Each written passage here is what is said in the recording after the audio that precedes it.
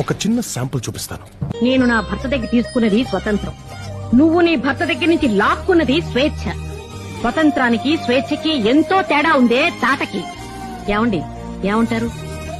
అవును. ఎందుకు అవును? నువ్వేమన్నా అవును.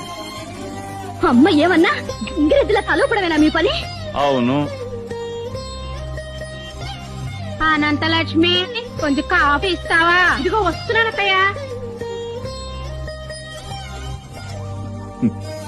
చూసావమ్మా, కింద నుంచి మా అమ్మ పిలుపు వినిపించిందో లేదో మీ అమ్మ 16 ఏళ్ల పడుచు పిల్లలా పరిగెత్తింది.